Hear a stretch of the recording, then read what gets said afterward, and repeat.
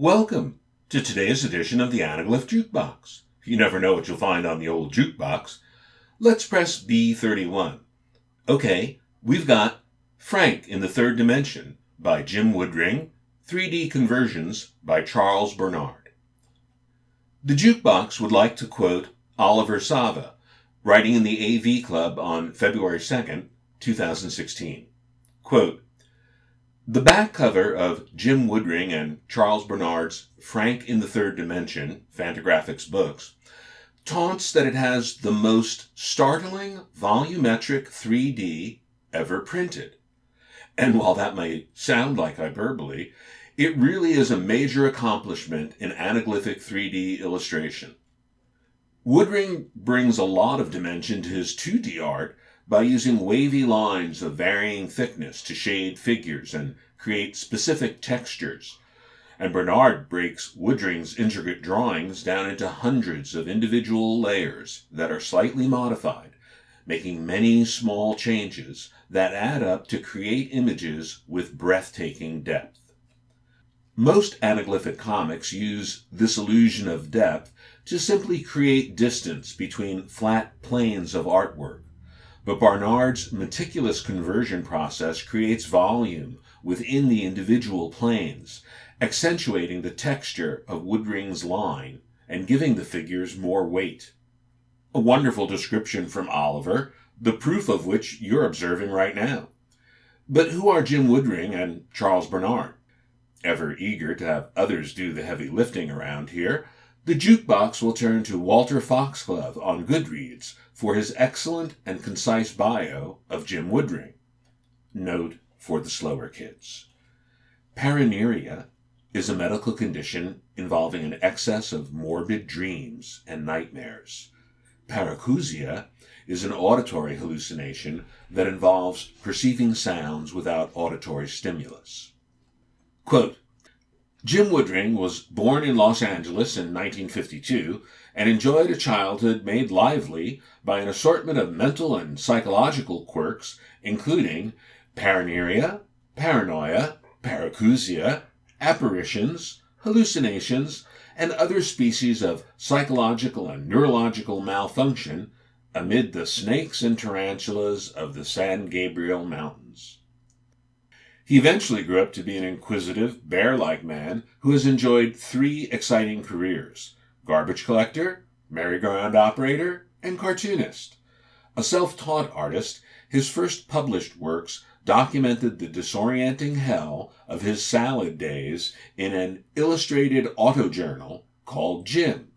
This work was published by Fantagraphics Books and collected in The Book of Jim in 1992. He is best known for his wordless comic series depicting the follies of his character Frank, a generic cartoon anthropomorph whose adventures careen wildly from sweet to appalling. A decade's worth of these stories was collected in The Frank Book in 2004. The 2010 Frank story, Weathercraft, won the Stranger's Genius Award and was a finalist for the Los Angeles Times Book Prize for that year. The most recent Frank book, Congress of the Animals, was released in 2011.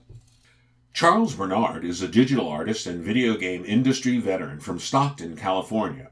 From 2013 to 2020, he took over 3D conversion duties for the late Ray Zone on Aaron Warner's Gone Mad, an ongoing comic featured in Stereo World magazine. In 2017, Charles was nominated for an Eisner Award for his 3D conversion work on Jim Woodring's picture book, Frank in the Third Dimension. And in 2019, he, along with conversionist Christian LeBlanc, converted 17 pages of Alan Moore's limited comic book series, The League of Extraordinary Gentlemen, Tempest, to full-color anaglyph. The Origin of Frank in the Third Dimension, the book, by Charles Barnard. In May of 2013, I reached out to cartoonist Jim Woodring, asking him if I could convert one of his black and white cartoon drawings to anaglyphic 3D. Permission was granted, and I created the conversion and emailed it to Jim. He confessed to not having 3D glasses, so I mailed him a pair and quickly received a response. The job you did with the Frank drawing was a real eye-opener. It is, without a doubt, the best 2D to 3D work I've ever seen. The sense of ground being a plane, the smooth transitions, the grace of the placement of the elements, a complete and utter pleasure to contemplate. Thanks so much for doing this, and of course, for the glasses. He proposed we should collaborate, and Frank in the Third Dimension was born. Though I had been converting comics for Stereo World magazine's Gone Mad comic feature for a couple of years at that point, the level of detail in Jim's plates was astonishing. I had to upgrade my computer and methods to handle the huge, high-resolution files he was tossing my way. I had estimated 7 months to convert the 27 plates, including covers, necessary for the book. Due to lack of experience with a conversion project of this size, it was an underestimation, and I found myself having to work 6 to 7 days a week, averaging 12 to 13 hours a day to hit the deadline. I delivered the last file on May 1st, 2015, exactly as scheduled, and then the waiting began for the publisher to prep it for printing in China. My number one concern with this project was print quality, and I expressed it early on with Jim and the publisher. I knew with high contrast black and white line work, the best anaglyphic separation would require 2-color, custom color ink printing. Ordinary CMYK or digital printing was not going to cut it, as ghosting would likely be extreme.